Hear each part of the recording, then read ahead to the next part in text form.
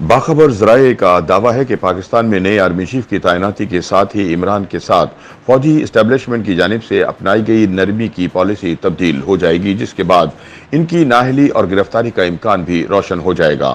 کہتے ہیں کہ سیاست میں کوئی چیز حرف آخر نہیں ہوتی، اور یہ بات بہت حد تک درست بھی ہے۔ سیاسی تجزیہ کار کہتے ہیں کہ کیا 6 ماہ قبل کوئی سوچ سکتا تھا کہ سابق وزیر اعظم نواز شریف پر لگی پابندیاں ختم ہو جائیں گی؟ کون کہہ سکتا تھا کہ مریم نواز کے خلاف کیس نہ صرف ردی کی ٹوکری میں پھینک دیا جائے گا، بلکہ ان کا پاسپورٹ بھی واپس کر دیا جائے گا اور وہ اپنے والد سے ملنے لندن بھی چلی جائیں گی۔ کسی کے گمان میں تھا کہ نواز شریف پر میڈیا اس قدر مہربان ہو جائے گا کہ وہ لندن میں بیٹھ کر پریس کانفرنس کریں گے، اور یہ پریس کانفرنس پاکستان کے تمام ٹیلی ویژن چینلوں پر دکھائی جائے گی۔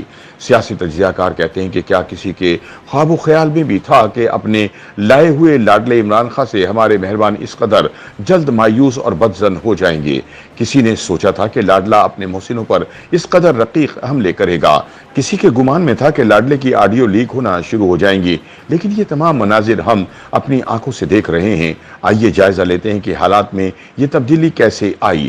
اس میں کوئی شک نہیں کہ ذوالفقار علی بھٹو اور نواز شریف دونوں ہی مہربانوں کی معرفت میدان سیاست میں وارد ہوئے تھے، لیکن اپنی شخصی اور انتظامی صلاحیتوں کے باعث اس میدان کے سکندر ٹھہرے۔ دونوں کی پاکستان کے لیے خدمات کا اعتراف نہ صرف پاکستان کے عوام کرتے ہیں، بلکہ بین الاقوامی برادری میں بھی ان کی صلاحیتوں کا اعتراف کیا جاتا ہے۔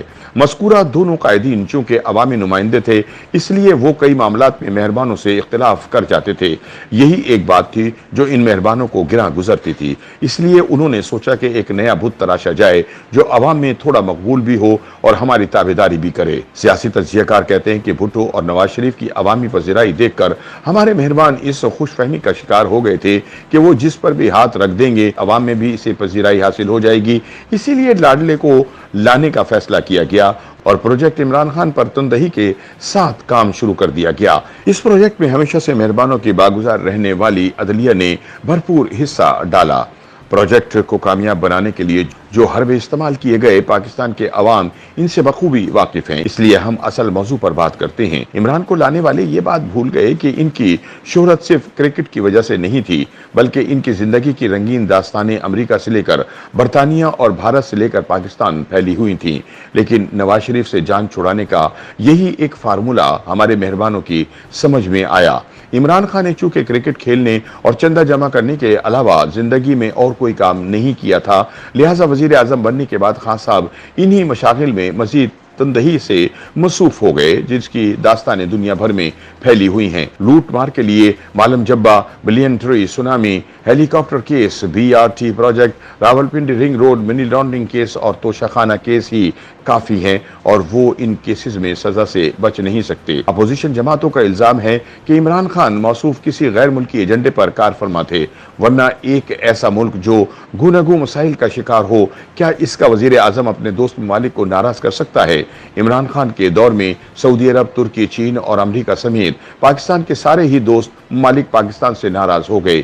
کیا کوئی وزیر اعظم IMF سے معاہدہ کر کے اس کی خلاف ورزی کر سکتا ہے؟ کیا کوئی محب وطن رہنما IMF سے ملنے والے قرض کو رکوانے کی کوشش کر سکتا ہے؟ کیا کوئی وزیر اعظم منی لانڈرنگ کر سکتا ہے؟ کیا کوئی وزیر اعظم توشہ خانہ کی صفائی کر سکتا ہے؟ تجزیہ کار کہتے ہیں کہ اپنے لائے ہوئے لاڈلے کے کرتوت دیکھ کر مہربان سر پیٹ کر رہ گئے، کیونکہ ان کے دور میں بڑھتی بے روزگاری اور روپے کی قدر میں ہونے والی کمی کی وجہ سے اشیاء خور و نوش کی قیمتیں آسمان کو چھونے لگیں۔ اس کے علاوہ بجلی اور گیس کے آسمان سے باتیں کرتے بل عوام کی قوت برداشت سے باہر ہو رہے تھے، اور عوام کھلے عام عمران کو لانے والوں کا نام لے کر ان پر تبرہ بھیج رہے تھے۔ یہ صورتحال مہربانوں کے لیے شدید تشویش کا باعث بن گئی، لہٰذا انہوں نے فیصلہ کیا کہ اب ہم سیاست میں دخل اندازی نہیں کریں گے۔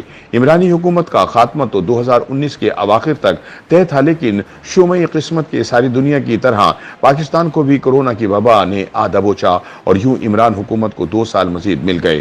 کورونا کے خاتمے کے ساتھ ہی حزب اختلاف نے عمران خان حکومت کے اتحادیوں سے رابطے شروع کر دیے۔ اتحادی کیونکہ پہلے ہی ناراض تھے، اس لیے کھل کر سامنے آ گئے، اور یوں تحریک عدم اعتماد کے نتیجے میں عمرانی حکومت کا خاتمہ ہو گیا۔ اس وقت ملک کو بے شمار مسائل کا سامنا ہے، اس لیے پھر انہی تجربہ کار لوگوں کی ضرورت پڑ گئی جنہیں پروجیکٹ عمران کے تحت اقتدار سے نکالا گیا تھا۔ इसहाक डार का लंदन से पाकिस्तान आकर वजीर खजाना का कलमदान संभालना, मरियम नवाज का केस से बरी होकर लंदन जाना, नवाज शरीफ की लंदन में की गई प्रेस कॉन्फ्रेंस का पाकिस्तान के तमाम टीवी चैनलों पर दिखाया जाना और इमरान की ऑडियो लीक्स होना, ये सब बातें वाज़ा इशारा है कि खान साहब का खेल अब हमेशा के लिए खत्म होने वाला है। खान साहब नाअहल भी होंगे और जेल भी जाएंगे, क्योंकि उन्होंने जो कुछ मुल्क और मुल्की इदारों के साथ किया वो हरगिज काबिले माफी नहीं है।